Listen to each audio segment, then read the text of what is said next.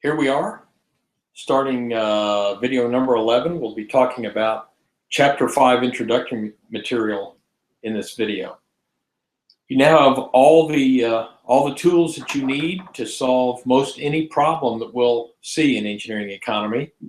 You'll get a little different flavor later on when we talk about income taxes. That's a different animal. It's Chapter 7. We'll get there eventually. But until then, all the tools that we need were provided in Chapter 4, and in Chapter 5 and Chapter 6, we apply those tools so that we can solve decision problems in engineering economic analysis. Chapter 5 is the chapter where we learn how to take the tools and apply them to individual project decisions. So in Chapter 5, we discuss how to determine whether or not a project is worth investing in. In Chapter 6, we go to the next step of taking attractive alternatives and deciding which of those is the best alternative to invest in. So Chapter 5 fundamentally is where we will take the tools we've learned and we'll apply them to a particular situation, a particular investment opportunity, and based on the use of the tools, we'll determine whether or not that investment opportunity is one we should pursue or one that we should not pursue. There are some basic concepts in Chapter 5 that we'll cover in this video very briefly. I will talk about the parts of Chapter 5 that we will not cover, and then we'll save the actual computation a little bit later, and we'll cover all that computational stuff in the next video. I hate to get into too much detail, but we'll use some PowerPoint slides in this video to talk about some basics. We'll do that here in just a minute. I'd like to introduce you to one of the primary concepts in Chapter 5, which is called the MAR, the Minimum Attractive Rate of Return, M-A-R-R. And the minimum attractive rate of return is that rate of return that an organization deems is a threshold rate of return that they must earn before they will invest in a project. So for example, if you invest in a project that returns 10% on your money, that has like an interest rate, if you will, of 10%, but your minimum attractive rate of return is 12%, then that's not something you would want to invest in. You would want to invest in another project that got you at least your 12% return. We'll apply that MAR as a hurdle rate. I will refer to the MAR constantly throughout Chapter 5. And on the quiz and in the homework, you'll see the term MAR used extensively. When you see that term MAR, you should know that that is the interest rate that you will use when you do all of your computations for an investment alternative. And we'll get into that sufficiently here in the next video. The other thing I need to mention about the MAR, and that I'll do only briefly, is how to find it. How does a company know what its minimum attractive rate of return is? And there are many factors to consider, and we certainly won't be getting into detail on these factors. But let me say that the minimum attractive rate of return, there are two key components in there. First is the cost of capital. How much does it cost a company to have money available to invest in a project? Because a company, an organization, acquires capital, money to invest. It's interesting to know that organizations are very, very cognizant always about the funds that they have available, because they have to pay cash for a lot of things, taxes, salaries, material, utilities. All of those things and more require cash. People want to be paid in cash. They don't much care for IOUs. The utility company wants the electric bill paid in cash.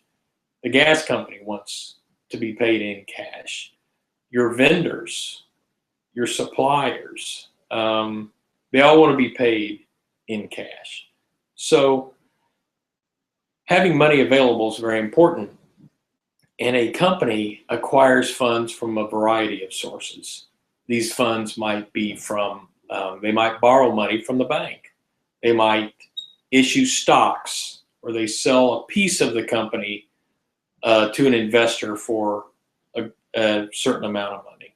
They might issue bonds. We'll talk about bonds a little bit later. They're a Chapter 5 topic.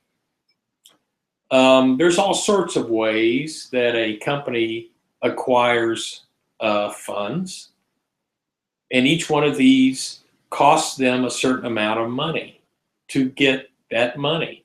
If you have a stock offering, the stock offering itself costs you some money, and there are some transaction fees associated with that. If you issue bonds, that's like borrowing money from individual investors, and the bonds have an interest rate that the company is paying for the use of those funds. If you borrow from a bank, you're paying an interest rate on that. And then on the other side, a company invests in these possible projects or other investment opportunities, and there's risk involved. So there's a certain percent that's a risk premium that a company puts on their minimum attractive rate of return. And there are also many projects that you can invest in. And some projects are really high returners and other projects aren't high returners. And what you need to do is to determine where that cutoff point is with the funds you need to invest. What's the best project you can invest in? That is the one that gives you the largest return. And if you get that largest return, that may become your hurdle rate if it's high enough to recover the cost of your capital and the risk premium that you must pay for the investment. So there are all kinds of things to consider. The finance gurus at an organization, the accountants, they all work together and they can tell you what that minimum attractive rate of return is. Another thing to consider, and this will become more important in the next video, but in Chapter 5, we are really going to be serious from here on out about the signs on our cash flows. I mentioned this a little bit earlier, but it's important to know that positive cash flows will be positive, negative cash flows will be negative. And as we use the spreadsheet financial functions to their fullest extent here, beginning in Chapter 5, it will be very important that we keep those signs correct in all of our investment opportunities. Let's look very quickly at a few slides. These are part of the slides that I've already posted on Classroom, a zip file that contains the slides for all of the chapters we discuss in this textbook. I'd like to share with you, as I discuss, just a few slides that will tell you a little bit more about what we're going to do in Chapter 5.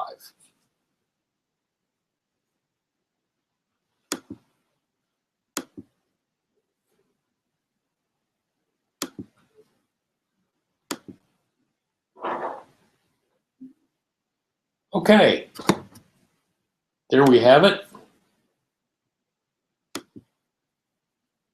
You'll notice this is the PDF version here. We will be evaluating in Chapter 5 only a single project. Only a single project.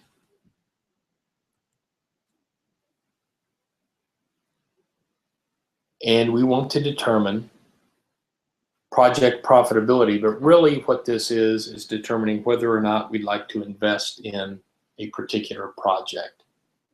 These are the ways that we'll do that. Present worth, future worth, annual worth. We'll talk about those just briefly here.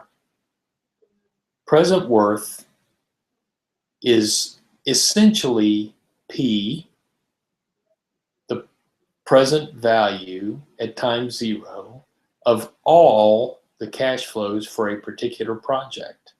That is the present worth. The future worth, similar concept, but it's an economically equivalent amount of all of the cash flows associated with the project at some point in the future. The annual worth, same thing, it's just an annual economically equivalent amount.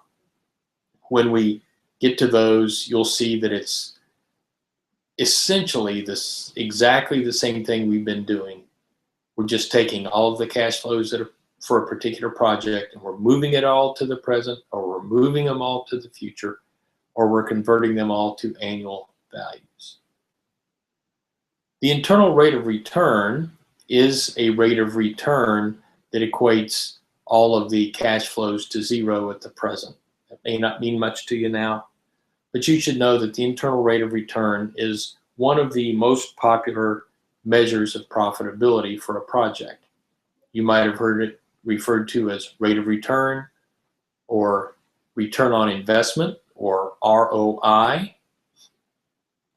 All of these are popular terms for internal rate of return. The external rate of return is actually, in my view, a better measure, but it's one that is, while perhaps mathematically better, and I'll describe it briefly later, we will not study it more than just getting a basic understanding of what it is. There's a section in chapter 5 on an external rate of return. You really don't need to read through that. You're welcome to. We won't solve any problems using that. And finally, the payback period, which really should not be used as a primary decision rule, but it is the most popular, quick liquidity measure, if you will, of a project. And the payback period speaks to how long it takes for you to recover your investment in a project. There are two types of payback period. One ignores the time value of money, and that is the one that's used most, unfortunately, and one that does not ignore the time value of money. That's the one that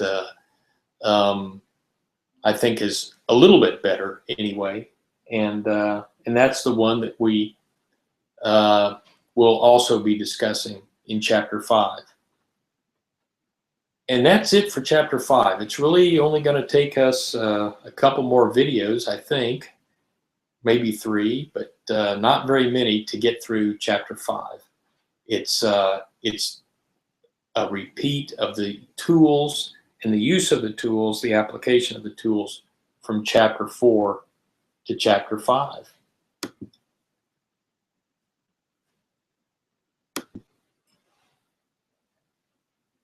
And that's really pretty much all the introduction we need for chapter 5.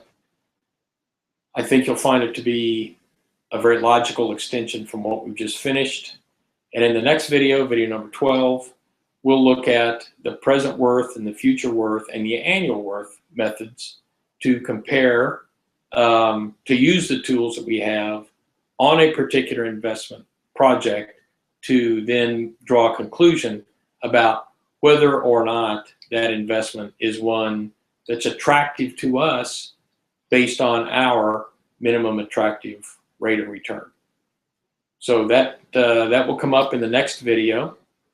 You should know that one of the present worth problems we look at is a bond, a corporate bond in particular, and we're going to breeze past that here on the video. But we will discuss it. We'll come back at the end of chapter 5. We'll come back to bonds and pick those up. So get prepared and dive into chapter 5. And I'll see you in the next video.